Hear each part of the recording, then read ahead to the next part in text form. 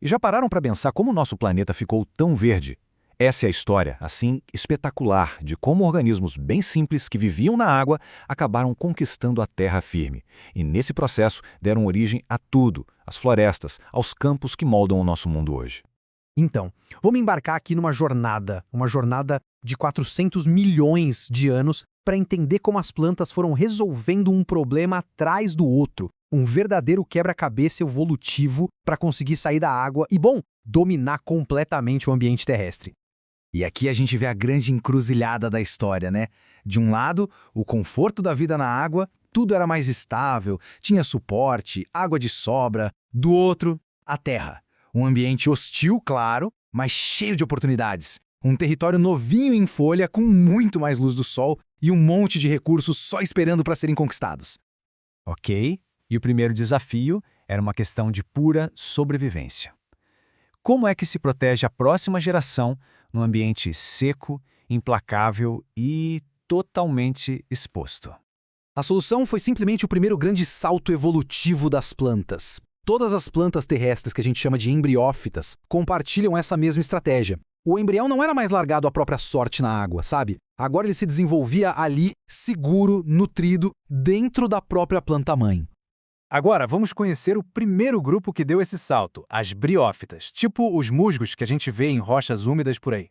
Essas pioneiras eram pequenas, bem simples, mas elas tinham uma fraqueza fundamental que as mantinha literalmente acorrentadas à beira d'água.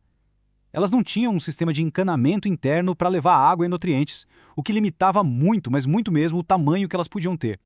Mas o maior obstáculo, sem dúvida, era a reprodução. Os gametas masculinos precisavam nadar através de uma camada de água para encontrar o feminino. Para eles, uma simples gota de chuva era um oceano inteiro a ser atravessado, uma barreira que impedia que eles se aventurassem para muito longe.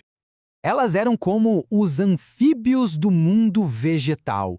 Já estavam na Terra, mas nunca conseguiam se afastar de verdade do seu lar ancestral, a água. Aí veio a próxima grande inovação. Uma que permitiu que as plantas finalmente resolvessem o problema da gravidade e entrassem na corrida pela luz do sol.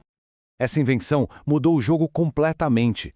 Pensa nisso como se elas tivessem desenvolvido um sistema circulatório, com veias e artérias que deixaram as plantas como as samambaias finalmente crescerem para cima, desafiando a gravidade na busca pela luz. Elas agora podiam sair do chão, crescer bastante, mas ainda não tinham resolvido aquele probleminha incômodo dos seus gametas nadadores. A dependência da água para se reproduzir continuava. Agora, vamos ver como as plantas finalmente cortaram um cordão umbilical com seu berçário aquático. E fizeram isso usando duas tecnologias revolucionárias.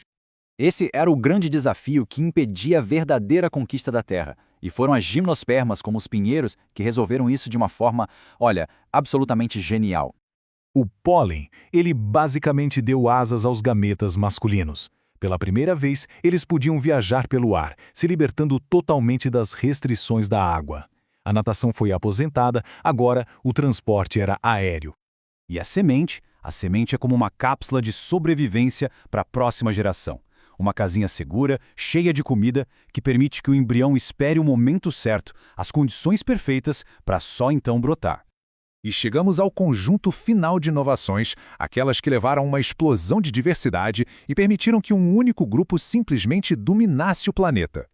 Exato. Em vez de ficar dependendo da sorte, do acaso do vento para levar o pólen, as angiospermas descobriram como contratar mensageiros. Isso é basicamente terceirizar a reprodução, né? Criar uma parceria com abelhas, com pássaros, um salto gigantesco em eficiência. A polinização se tornou direcionada, precisa.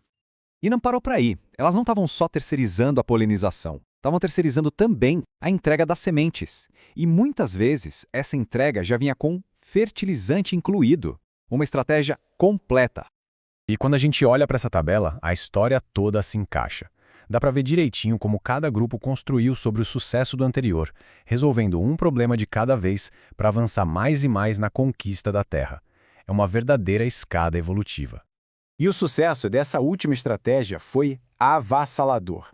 Hoje, 9 em cada 10 plantas terrestres que existem no planeta são angiospermas, as plantas com flores. Elas não só participaram da corrida, elas venceram. Essa jornada incrível de adaptação mostra o poder que as plantas têm de transformar o planeta inteiro. E isso nos deixa com uma pergunta fundamental para o nosso tempo. No mundo que nós estamos mudando tão rápido, qual será o próximo capítulo dessa história? Como será que esses mestres da sobrevivência vão moldar o nosso futuro?